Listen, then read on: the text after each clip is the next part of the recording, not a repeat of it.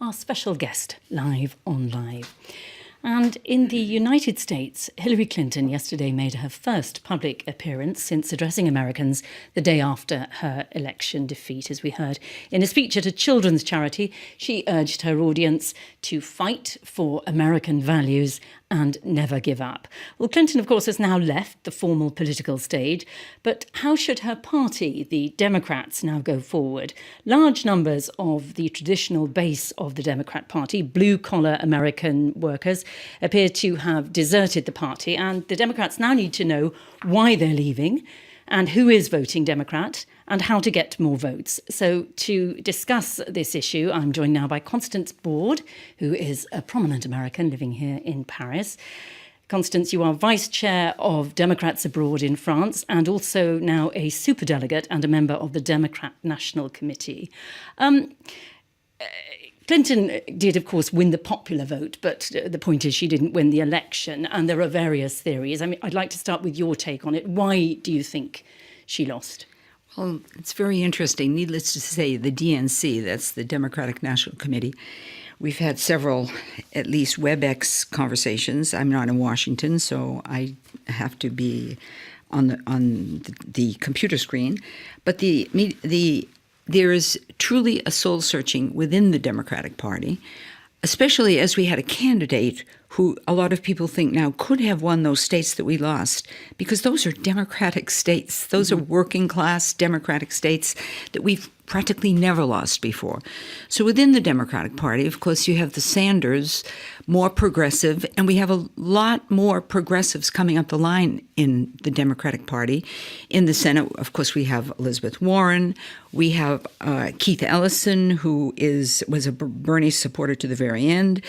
So and he's in fact running to be chair of the DNC. Mm-hmm. We do have this inside party discussion going on. Who should be running this party? Should it be more? Should it become more progressive?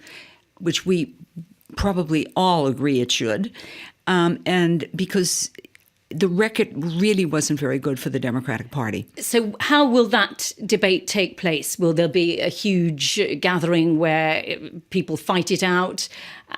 Well, it's already beginning, as a matter of fact. It's a discussion that's already up. For example, Democrats Abroad, we who are on the DNC from Democrats Abroad, we are... Just to be clear, how does somebody get onto the Democratic National Committee? Who's on it? You have to get elected. You run for an election. They come up every 4 years. And I just ran for it during the last election cycle. And you're voted by your constituencies. For example, if I was from Iowa, it would be the Iowa Democratic National Party that would, a state party that would elect me. Right. In this case, it was abroad. So it was everybody in the whole entire world who had to come together in Berlin for a big global conference. And several of us ran for DNC, and I'm back on it again. I was on it, by the way, once before, several years ago, under Howard Dean, which was the period when Obama won. That's right. And we swept the Congress. Just to be clear for our listeners around the world, so the Democratic National Committee, they discuss where the party is going, the strategy. They're supposed to. Right. They're supposed to. Now, you have on top of that another layer of influence. That's the campaigns themselves. For example, there was a Hillary campaign. There was a Bernie Sanders campaign. They all would like to get their input into the party. Who are you going to be defending? What states are you going to go to? Are you going to? They give advice to the DNC. The DNC either listens to it or doesn't. And as you know, we had a big scandal this year where we found out through WikiLeaks that Debbie Wasserman Schultz, who had to resign immediately, who was the chair, was taking, certainly not bribes, but taking more influence from the the Clinton campaign. That was not very good. However, the DNC is there to make sure that they get the candidate that they think is the best, and so... Right. So you talked a little bit about some of the new talent coming up within the party. Is this a generational thing now? Do you think that the party needs to follow the young people and who are largely the Bernie Sanders supporters? I think it better be. It doesn't, you know that Howard Dean is running again to be the DNC leader. And he was incredible. He was the best party leader we ever had. So this is really, but he nonetheless, Howard Dean, who was a radical Very way back then, like Bernie left-wing, Sanders. is no longer. And this is going to be put into question, much as we'd like to see Howard Dean back, who was a fantastic leader. He's the one who instituted the 50-state policy. Yes, but he didn't win, did he? It was a win. Yeah. He didn't win himself. the nomination. But as soon as he lost that nomination, he ran for head of the DNC, the Democratic National Committee, and he just pulled the party out of nowhere. He's the person who believes that you should go down to the lowest state levels and get to the people and elect people on all levels, not only on the top, not only wait until the presidential election comes around. And for me, that is what a party should do. So it needs to go back to the grassroots, much less sure. Washington insider environment, back to the grassroots and a swing to the left. I would think that it needs a swing to the left, yeah. But it definitely needs a swing at the grassroots level. Because if you look at the map, when you looked at that electoral map that you saw on election night, it was pretty red. You should see what it looks like if you go down to state and local authorities. It's very red. So once you let that happen within your party, you're in trouble. Because it's very hard to win elections up on the top when you don't have the base that needs to be there to support you. But this attorney generals, mayors, sheriffs, all along the way. And by the way, we made great progress in Texas this time. Don't ask me how or why. Nobody expected that. On the local levels. Right. Yeah. This is a scenario which you can see in quite a few countries, actually, that it appears that America has swung to the right in Congress and with an albeit extremely idiosyncratic right-wing nominee.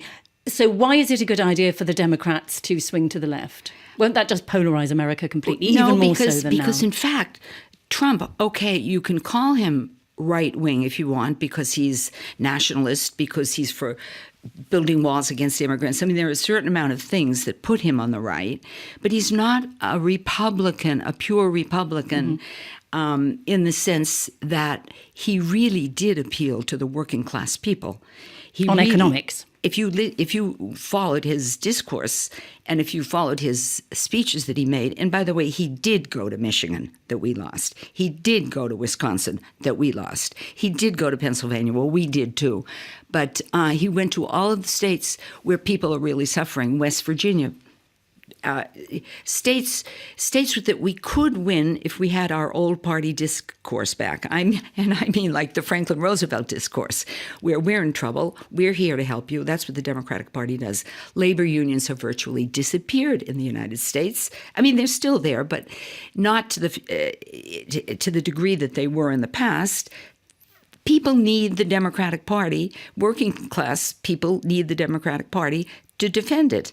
Now, but you realize that this is not a problem that just started this year or last year or 5 years ago. This started back in the Reagan era. Well, little by little, slowly but surely, the world started changing, where the world became deregulated, where labor unions were busted up. There's a lot that you have to consider. So do you think on economics it should be quite protectionist, as Trump is? Well, we have to find something in between that isn't.